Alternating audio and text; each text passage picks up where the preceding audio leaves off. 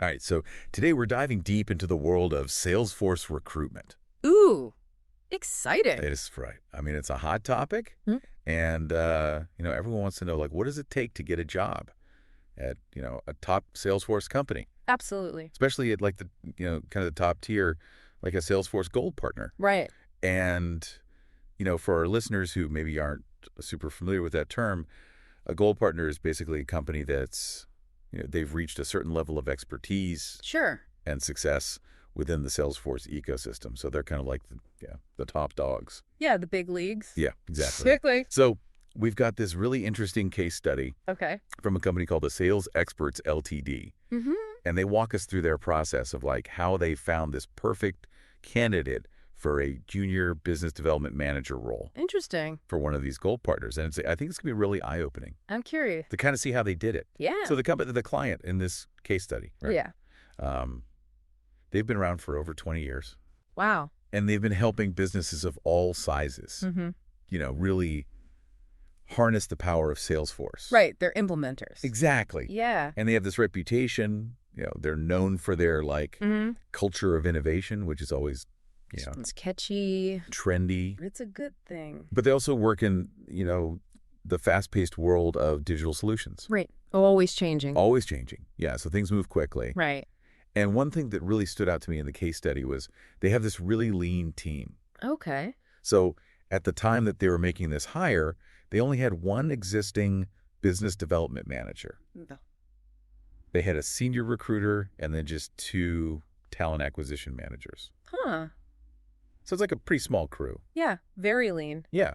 Which, in that kind of environment where you have a small team and everyone's wearing multiple hats, finding the right person is absolutely essential. Absolutely. You can't afford to have a misstep, right? Right. You don't have the bandwidth to like onboard someone who's not going to be a good fit. Exactly. And, they were very specific about the ideal candidate. Okay. They needed someone with experience across different sectors, someone who understood global business development and could leverage digital platforms for customer engagement and sales growth. So it wasn't just about knowing Salesforce. Right. It was much bigger than that. Yeah. They needed someone who really understood like the bigger picture of, how The whole ecosystem. yeah, how business development works in this like tech-driven world. For sure. So I'm really interested to get into how the sales experts actually found this person Me too. because they lay out their process in three key phases, right? Okay. There's the specialized talent search, then the intensive vetting, and then the engagement and outreach. Interesting. So let's start with that specialized talent search because that really intrigued me. Yeah. It's like they didn't just, throw up a generic job ad on LinkedIn or Indeed or whatever, right? They actually like went out and sought out people with very specific experience. Okay. And they were looking for people who had experience specifically in tech sales Makes sense. and at least a basic understanding of Salesforce products. So already kind of pre-qualified in a way? It was very targeted, right? Yes. Like quality over quantity. So I thought that was really smart. Yeah, very strategic. So then comes the intensive vetting process. Okay, the rubber meets the road. Right. Like this is where they really get down to business. Mm-hmm. So it wasn't just about like skimming resumes and, Right. seeing who looks good on paper. Checking boxes. They actually used this multi-layered approach to really assess both the technical skills and the sales abilities of these candidates. Interesting. So I'm imagining like behavioral interviews, technical assessments, maybe even some role-playing scenarios. Maybe case studies. Yeah, exactly. Like really putting them through their paces to See how they think on their feet. exactly how they think on their feet, how they handle pressure, Problem solve. all that good stuff. So they really wanted to see, like, can this person actually walk the walk? Right, not just talk the talk. Exactly. Yeah. And it wasn't just about skills, Yeah, right? of course not. They also placed a huge emphasis on cultural fit Of course. because the client in this case study, they described their culture as being very cooperative and dynamic. Okay. So they need someone who could not only like excel in the role, Mm-hmm. but also like thrive in that kind of environment. Right. Be a good fit for the team. Exactly. Yeah. So, through this whole process, they started with, get this, 957 candidates.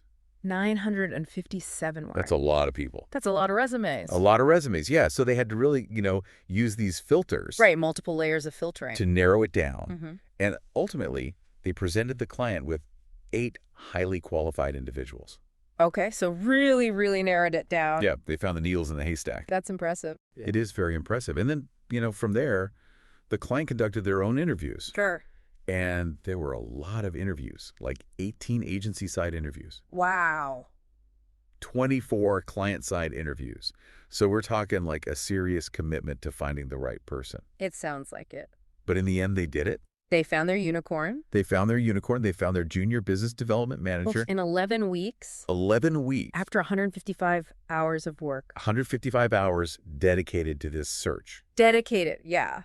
So clearly, they put in the time. They invested the time. They invested the time. And it paid off. And it paid off, right? They found the right person. And the case study really highlights that their success was a direct result of understanding the client's needs and having that very tailored recruitment approach. That's so key, right? Like really taking the time to understand what the client is looking for. Mm-hmm. Not just in terms of skills, but in terms of personality and cultural fit. The whole package. The whole package. Yeah. So what can we all take away from this?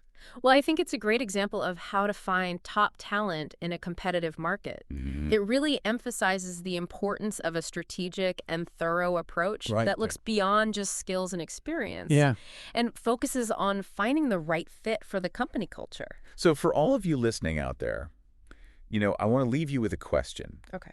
If you're in the client's shoes, what additional qualities beyond what we talked about today would you prioritize in a junior business development manager? That's a good question. And what specific challenges and opportunities do you see in the Salesforce ecosystem today?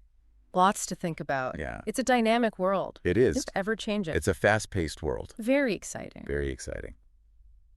All right. That's going to do it for today's deep dive. Thanks for listening. Thanks, everyone. We'll catch you next time. See ya.